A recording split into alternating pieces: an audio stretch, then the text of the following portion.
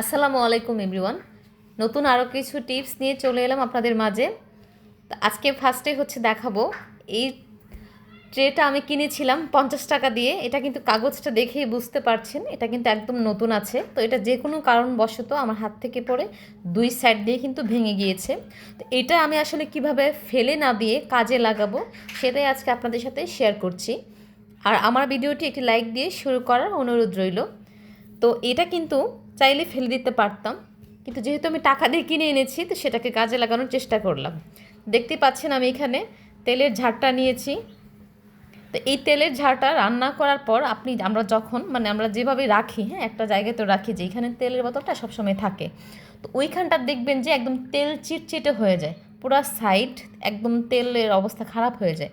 তো তখন কিন্তু আপনি তেলের জারটাকে খালি ফ্লোরে না রেখে এই ট্রেটার ওপর যদি রাখেন তাহলে কিন্তু শুধুমাত্র এই ট্রেটাই শুধু নোংরা হবে, আর কিন্তু আপনার অন্য কোনো কিছু নোংরা হবে না।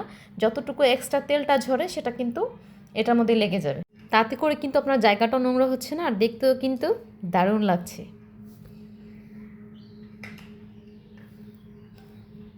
তো দেখতে পাচ্ছেন আমার এই টিপসটা কিন্তু দেখানো শেষ হয়ে গিয়েছে। তো এখন আমি চলে যাব সেকেন্ড টিপসে। তো এখানে কিন্তু আমাদের সিঙ্ক যেটা, এটা তো আমাদের রেগুলার ইউজ করতে হয় আর নিত্য প্রয়োজনীয় একটা জিনিস। এটা কিন্তু সবসময় এটাকে পরিষ্কার পরিচ্ছন্ন এবং জীবাণুমুক্ত রাখার চেষ্টা আমাদের সবারই করা উচিত। তো সেজন্য ফার্স্টে আমি এখানে হুইল পাউডারের গুঁড়া নিয়েছি, চারপাশে একটু ছিটিয়ে দিলাম। 1 চামচের মতো আমি এখানে হবে যে নিয়েছি। আর এখানে এখন আমি অ্যাড করব যেটা খাবার সোডা, বেকিং সোডা বলে। তো এটাও আমি 1 চামচের মতো নিয়েছি। আর লাগবে এখানে আমার ভিনেগার, হ্যাঁ, হোয়াইট ভিনেগার যেটা সেটা। তো ভিনেগারটা দেওয়ার কারণে কিন্তু একটা ফেনা ফেনা হয়ে যাচ্ছে। আর ভিনেগার কিন্তু মূলত আমাদের যত রকমের খাবারের বা প্রত্যেকটা জিনিসের জীবাণুনাশক কিন্তু কাজ করে।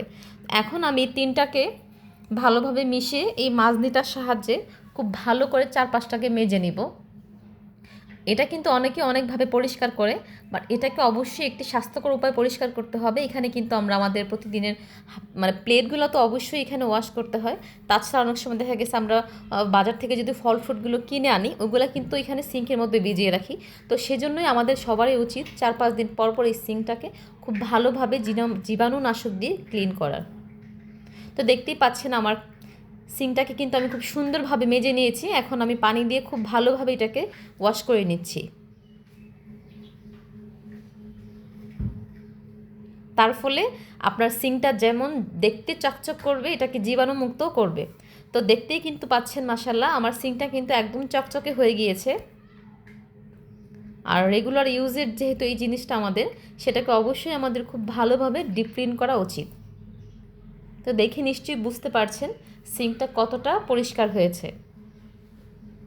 তো আপনারাও চাইলে আমার এই টিপসটি কিন্তু ফলো করতে পারেন।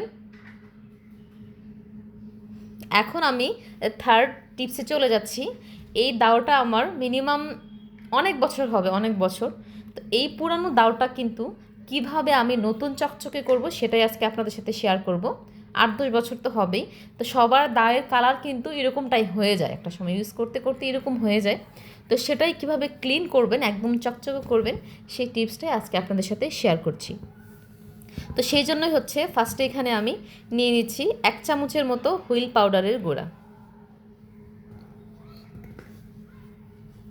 আর দিব বেকিং সোডা নিয়েছিলাম 1 চামচের মতো, আর পরিমাণ মতো আমি এখানে ভিনেগার দিয়েছি। তো এই তিনটাকে আমি খুব ভালোভাবে মিশিয়ে, আর এখানে দেখতেই পাচ্ছেন আমি কিন্তু এখানে একটা শিরিষ কাগজ নিয়েছি, যেটা কিন্তু এটাকে পরিষ্কার করতে খুবই সাহায্য করবে।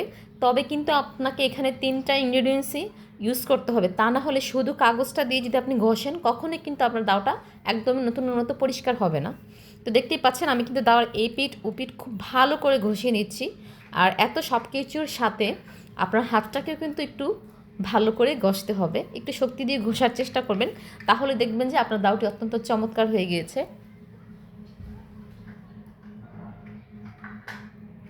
তো দেখতেই পাচ্ছেন কি পরিমাণ কালো কালো ময়লা উঠতেছে দাওটা থেকে। আর যাদের বাসায় এরকম পুরনো দাও রয়েছে তারা চাইলে আমার এই টিপসটা ফলো করতে পারেন, একদম নতুনের মতো হয়ে যাবে আর সবাই কিন্তু আপনার প্রশংসা করতে বাধ্য হবে। আর কিচেনের প্রত্যেকটা টিপস কিন্তু অনেকে আসলে জানেন না, তো সেজন্য আপনাদের সাথে শেয়ার করলাম। তো দেখতেই পাচ্ছেন এটাকে আমি পানি দিয়ে খুব সুন্দরভাবে ওয়াশ করে নিয়ে এসেছি। তো দেখতেই বোঝা যাচ্ছে যে আমার দাওটা কতটা পরিষ্কার হয়েছে, একদম নতুনের থেকেও কিন্তু বেশি চকচক করছে। নতুন অবস্থায় কিন্তু এরকম চক ছিল না, এখন যতটা চকচক করছে। তো আপনারা চাইলে কিন্তু আমার এই টিপসটা ফলো করে আপনাদের কিচেনের জিনিসপত্র অথবা দাগুলা এভাবে পরিষ্কার করে নিতে পারেন।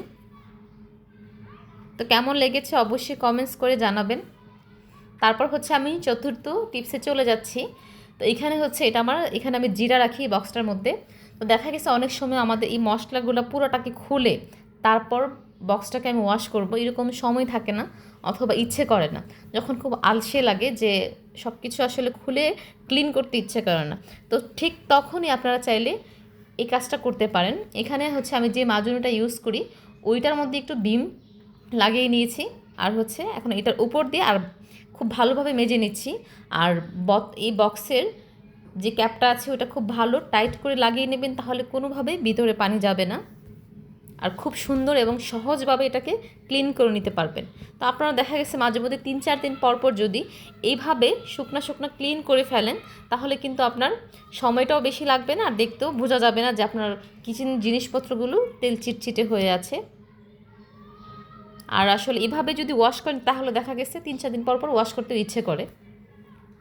আর আমরা যদি আমাদের কিচেনের কাজগুলোকে খুব অল্প সময় এবং সহজ করে করার চেষ্টা করি, তাহলে দেখবেন কাজ করার আগ্রহটাও হারিয়ে যায় না, কাজ করতেও ইচ্ছে করে। তো যে কোনো কিছু যদি আপনি সহজ করে এটাকে মানিয়ে বা করে নেওয়ার চেষ্টা করেন, তাহলে কাজ করতেও ভালো লাগে। তো কেমন লেগেছে অবশ্যই জানান।